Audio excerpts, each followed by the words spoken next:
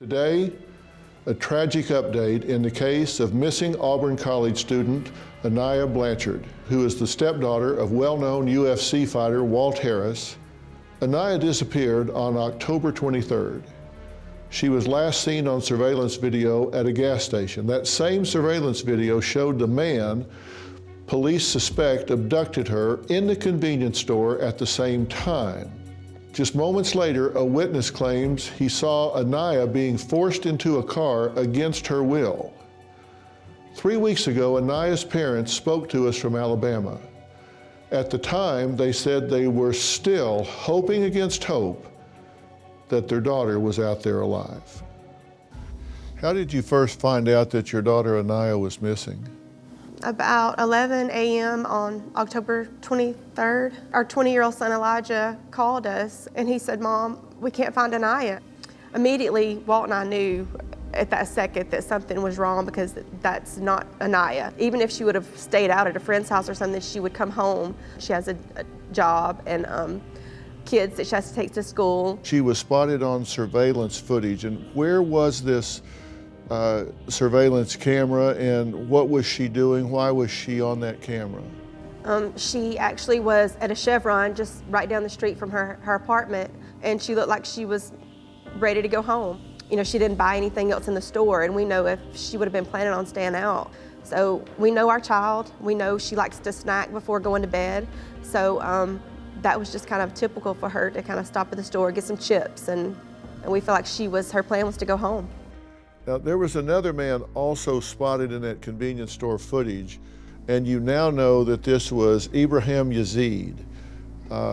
Tell me what you know about him and his involvement in this as far as the camera reveals. I mean, we just saw the footage of him being in the store. Police said that he was out on $60,000 bond at the time of his arrest, and they believe that he kidnapped your daughter, correct?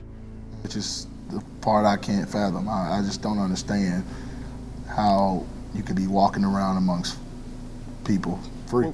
Well, it's just outrageous. I mean, it just seems outrageous. Where was Aniah's car discovered? In Montgomery, at an apartment complex. And how far away is that from the Chevron store and therefore her apartment? 50 miles.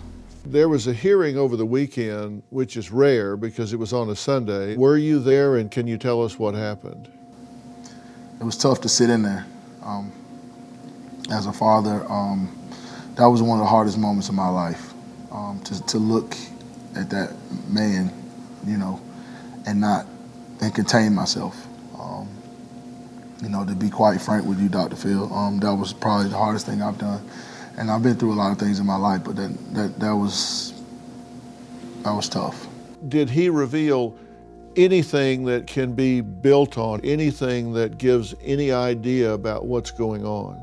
He didn't, and that's the frustrating part. He hasn't spoken to this point, and that's the part I think for both of us that's really, really frustrating. It was later revealed in an affidavit that they found enough blood in her car to indicate a possibly life-threatening injury.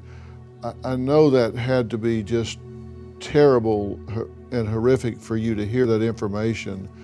What effect did it have for you to learn that? That's very difficult to hear. It was very difficult to hear, to know that my child has been hurt in some way, but we're trying to keep the hope that even though we know she had an injury, that she is still alive. We have got to keep believing that, and until we know otherwise, we are gonna keep believing that she is still alive, and we are gonna keep looking for her.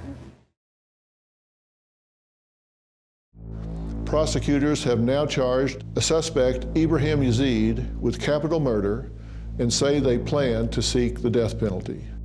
Do you have a story or a question for me? Click the link in the description and tell me what in the world is going on.